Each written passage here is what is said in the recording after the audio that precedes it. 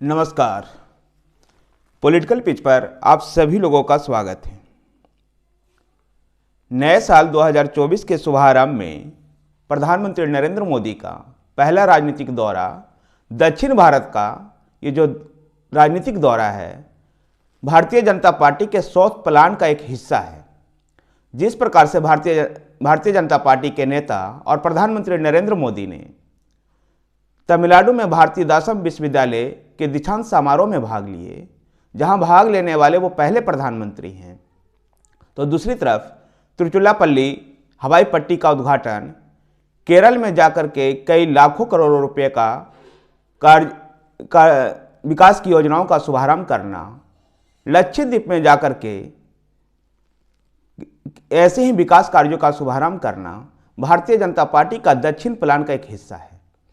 Bharatiya Janata party पर यह लगातार आरोप लगता रहा है कि भारतीय जनता पार्टी उत्तर भारत की पार्टी है,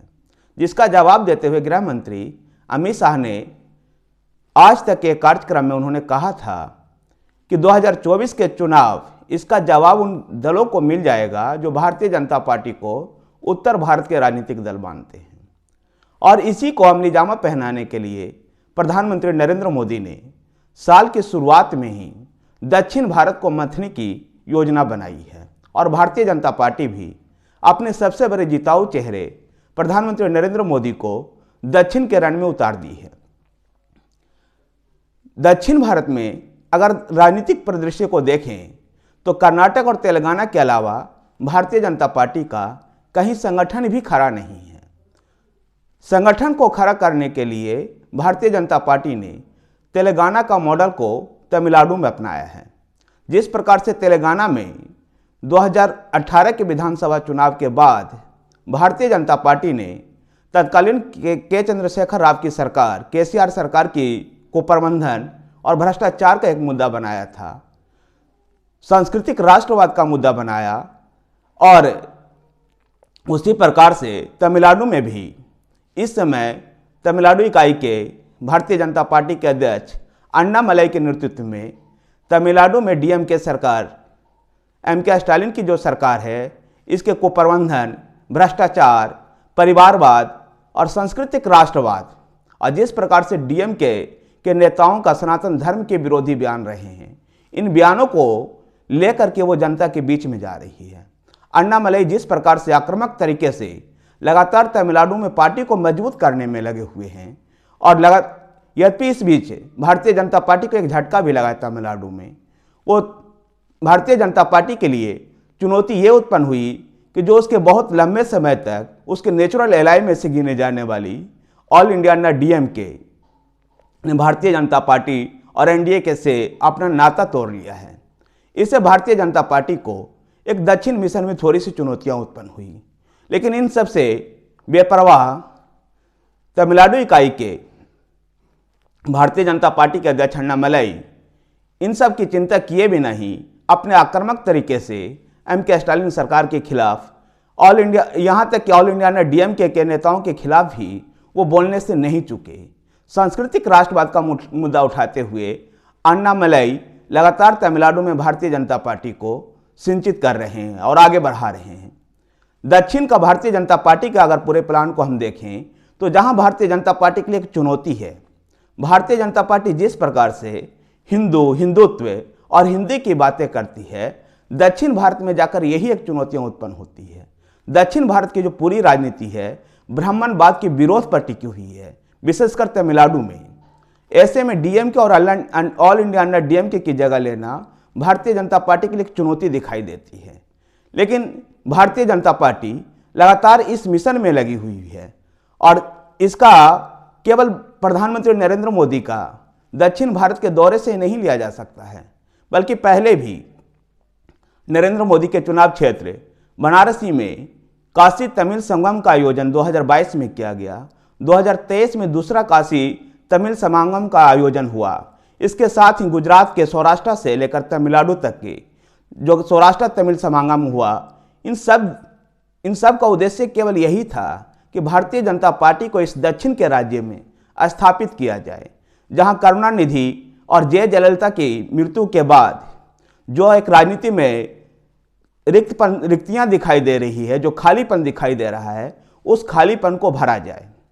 और जहां तक तमिलनाडु की राजनीतिक परिदृश्य को देखते हैं तो डीएम क्या सत्तारूढ़ है, जबकि विपक्ष में ऑल इंडिया अन्ना डीएम के दो गुटों में बटा हुआ है, ओ पनीरसेल्वम और ई पलानीस्वामी के बीच में। उसमें एक गुट भारतीय जनता पार्टी के साथ आना चाहता है, लेकिन दूसरा गुट भारतीय जनता पार्टी के साथ आने को तैयार नहीं है। लेकिन इससे भारतीय जनता पार्टी के इस दक्षिण मिशन में कोई प्रभाव नहीं उत्पन्न होता है। यद्यपि तमिलनाडु में अब तक भारतीय जनता पार्टी का 2014 में रामेश्वरम सीट जीतने के अलावा कोई बड़ी सफलता रही नहीं है, लेकिन 2021 के विधानसभा चुनाव में भारतीय जनता पार्टी ने अन्नामलई के नेतृत्व में विधानसभा में 4 सीटें जीतने में सफल हुई थी, और यही इसके लिए भारतीय जनता पार्टी के एक संभावनाओं का एक उम्मीद दिखाई दे रही है। और इस प्रकार इस बार 2024 के लोकसभा चुनाव में भारतीय जनता पार्टी 42 में से 25 सीटों का लक्ष्य लेकर के तमिलनाडु में उतर रही है। यद्यपि उसका फोकस मुख्य रूप से रामेश्वरम के आसपास की उन सीटों पर है जो जहां पर भारतीय जनता पार्टी का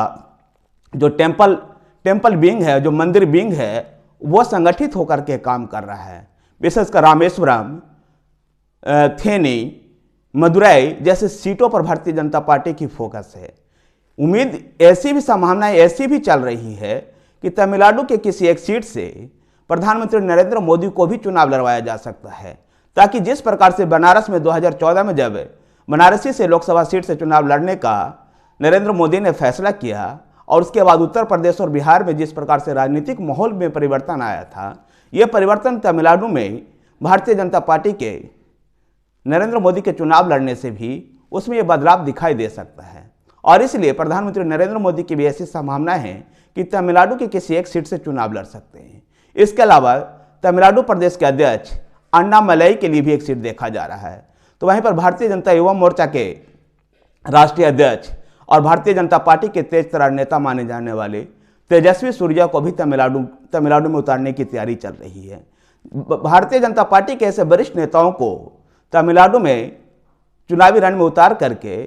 अपने लिए चुनावी माहौल बनाने का एक जो फोकस है, और इसके लेकर के भारतीय जनता पार्टी लगातार तमिलनाडु पर फोकस कर रही है, जिससे कि उसको एक अखिल भारतीय राजनीतिक दल का